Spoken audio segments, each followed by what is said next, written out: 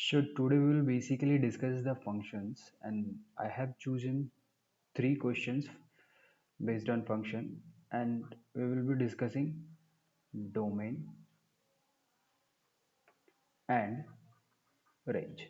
How to find out domain as well as range of some specific functions, right?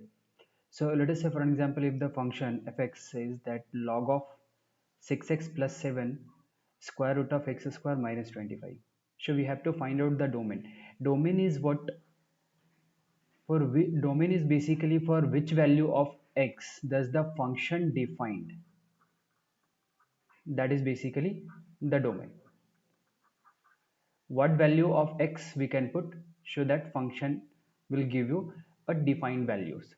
So that is, so let's say, as we know that log of anything, which means that 6x plus 7, that is the inside the log, so 6x plus 7, that has to be greater than 0, right?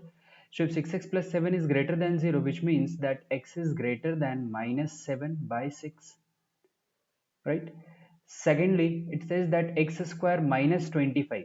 So as we know that x square minus 25 is under root, so that means x square minus 25, minimum value of x square minus 25 will be 0, and the maximum can be any value. So we can write it greater than or equal to 0, which means that x square is greater than or equal to 25.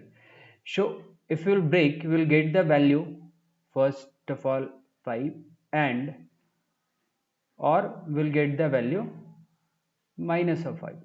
Now the thing is there that what value of x will be, either x will be greater than 5 or less than 5, or x will be greater than minus 5 or less than 5, minus 5. So as we know that x will be definitely equal to 5. Now as x square should be greater than 25, in that case x has to be greater than 5 for positive values. So we can say that x will be greater than or equal to 5.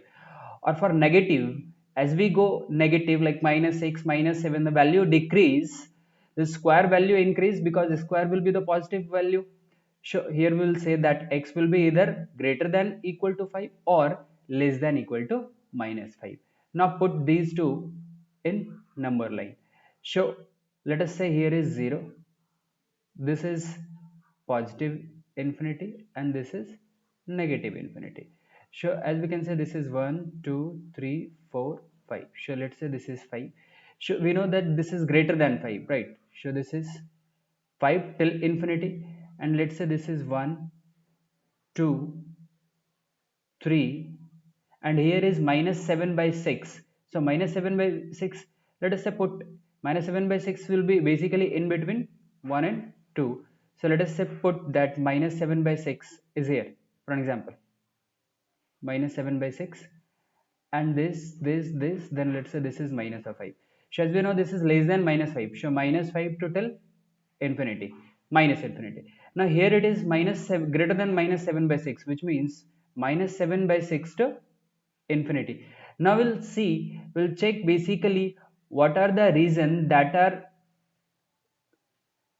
covered under this as well as this. The common reason basically that will be greater than minus 7 by 6, as well as greater than equal to 5, or less than equal to minus 5.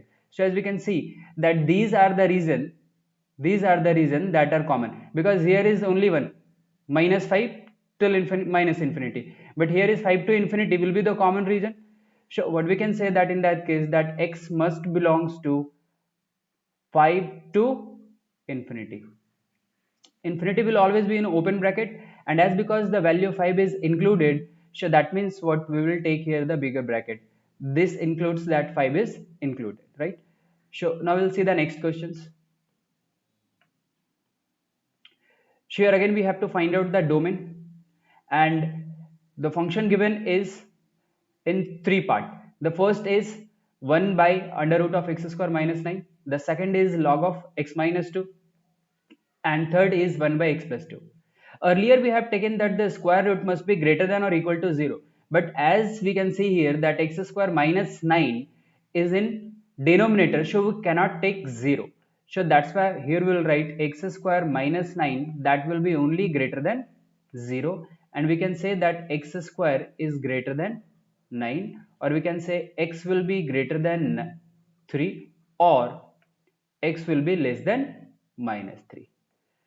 Now the third one is log of x minus 2. As earlier we have discussed, this is inside log, which means that x minus 2 has to be greater than 0, which implies that x is greater than 2, right? Now the third one is 1 by x plus 2. So as we know again that x can take any values here, but as because x plus 2 is in denominator, which means that x plus 2 cannot be equals to 0. Other than that, x can be any values. So it says that x cannot be equals to minus of 2. Now put this in numbers line. So this is 0. Let's say here is positive 2, here is 3, this side is positive infinity, here is let's say minus 2, and here is minus of 3.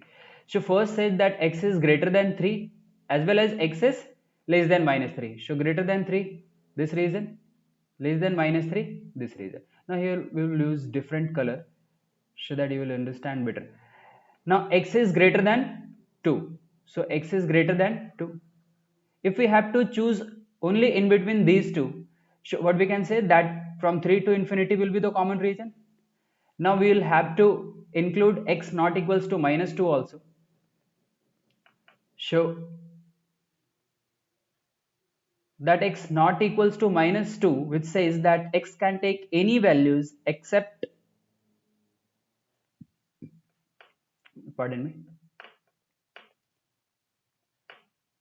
except the value minus 2 here. So as we know that the common reason we are getting here is only 3 to infinity, right? Because rest are the reasons are not common in all this.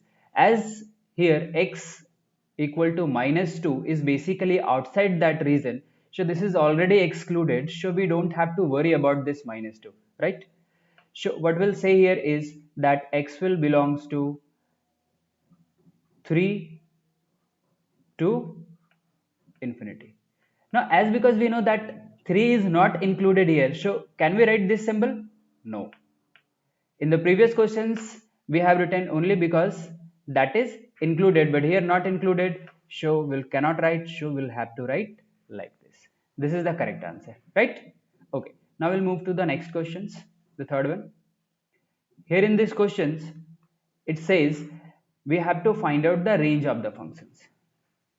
So now let us say the range of the function is basically we'll have to check what are the maximum value that function can take and what are the minimum value function can take. That will be basically the range of the functions. So this is the quadratic equations, right? So 3 times of x square divided by 1 plus x square. Now this we can write 3 into x square divided by 1 plus x square. Now if we find out the range of this, we can multiply with 3 and we'll get the range of these functions also, right? So we'll try to find out the range of x square by 1 plus x square, right? So now as we know here that we can put any values. For x we can put any values from 0 to any values, but as we know that this will be definitely less than 1, right? Why? Because 1 plus x square will always be a positive value, x square will also be a positive value, and denominator is basically greater than x square. So in short we can say that this will be definitely less than 1, and this value will be, least value will be any values. That means what, when we'll get the least value, when x will be equals to 0, because if you put negative values this will become positive, and that will be greater than 0. So we can say 0 to 1, but we'll try to find out this.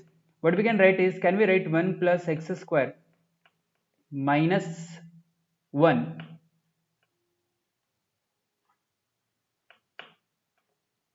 1 plus x square minus 1 divided by 1 plus x square. Now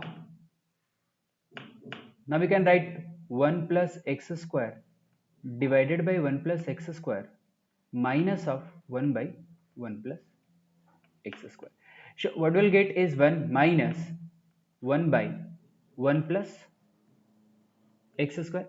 Now here you can see that this is a fixed value 1 and this is a value which will vary, right? So what will be the value of 1 plus x square?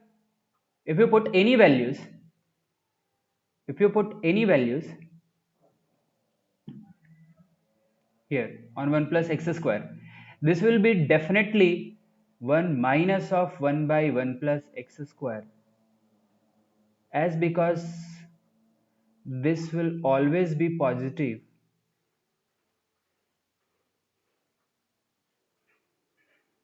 This will always be positive. Hence 1 minus 1 by 1 plus x square will always be less than 1. So the range will be, the minimum value that we got is 0 and the maximum value is 1. So it is 0 to 1, but we have to find out the value for 3x square by 1 plus x square. So we will multiply it with 3 and we will get range equal to, again this side will be 0 because 0 into any value will give you 0 to 3, right? I hope it is clear. So that's all for now. Thank you very much.